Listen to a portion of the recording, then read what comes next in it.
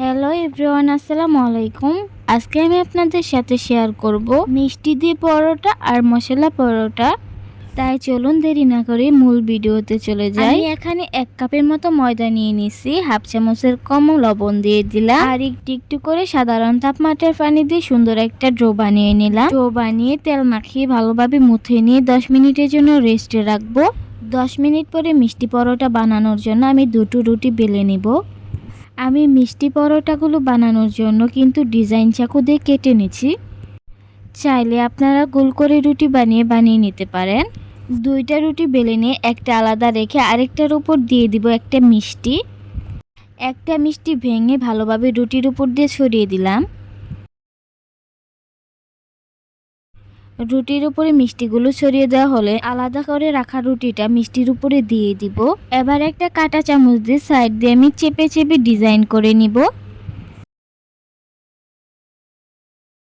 মিষ্টি পরোটা বানানো হয়ে গেলে রেস্টে রেখে দিব। এবার রুটির ফিরাতে আরেকটা রুটি আমি বড় করে বেলে নিব। এবার রুটির উপর দিয়ে দিলাম 1 চামচ চিনিটা ভালোভাবে ছড়িয়ে দিয়ে দিলাম 1 চামচ মরিচ গুঁড়া। এবার 1 চামচ তেল দিয়ে রুটির উপর সবগুলো ভালোভাবে মিশিয়ে নিব।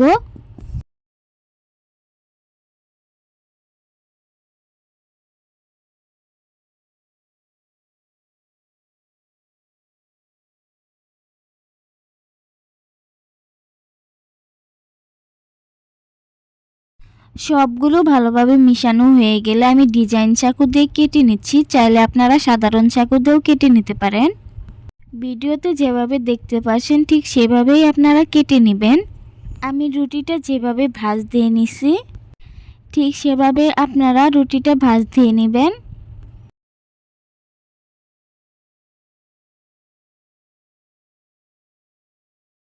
সবগুলো রুটির খণ্ড একসাথে করে হাতের সাহায্যে চেপে চেপে রুটিটা বড় বানিয়ে নেবেন। দেখতেই পারছেন আমি হাতের সাহায্যে মশলা পরোটা রুটিটা বড় বানিয়ে নিচ্ছি। এবার আমি চুলার গরম তাওয়াতে মিষ্টি পরোটা মশলা পরোটাটা ভেজে নেব। তাওয়াতে পরোটাগুলো দেওয়ার পরে চারিদিকে ছড়িয়ে দিব সামান্য একটু তেল।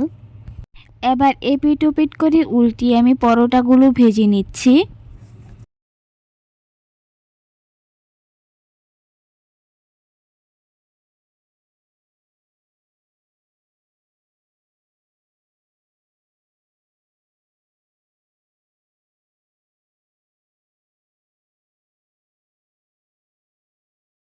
মশলা পরোটাটা মুচমুচে করে ভাজলে কিন্তু অনেক মজা লাগে।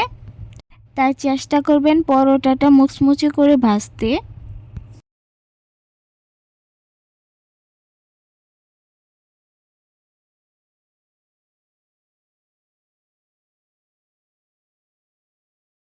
এই পরোটাগুলো বিকালের নাস্তায় বা সকালে ব্রেকফাস্টে যে কোনো সময় কিন্তু এটা বানিয়ে নিতে পারেন।